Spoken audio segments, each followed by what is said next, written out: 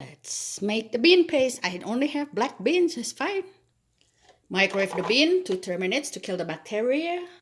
1 teaspoon vanilla, a pinch of salt, 2 tablespoons of sugar or more. And you don't have to, but I always love orange rind. Food processor them. Your delicious red bean paste is done.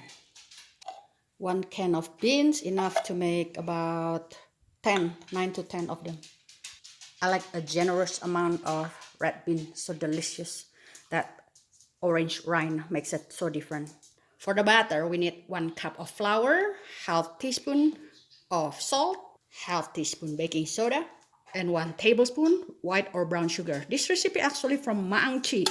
She's the diva on Korean cooking. Go to find her recipe on YouTube. And then add 1 cup of water plus 2 tablespoons of water. 1 cup plus 2 tablespoons. Mix well. Warm up on top of the fire and smear some oil on them. Pour some butter. Place generous amount of red bean paste or bean paste. Cover up with some more batter on top. Don't forget the tail. Close the lid. Flip in 3 minutes.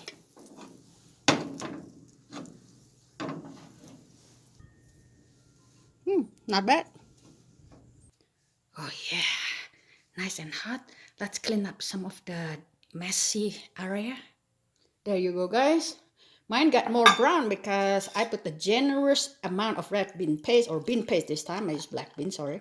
They are so easy to make, so delicious, so fragrant. Enjoy with the dark black coffee. Let's try one. Well, it's still hot. Look how generous amount of bean paste inside. It's healthy for you, bean paste. I mean, not the dough. You guys, this is so good. Very, very good. Thank you, Mangchi, for your recipe. Okay, guys. Thank you for watching. Bye-bye.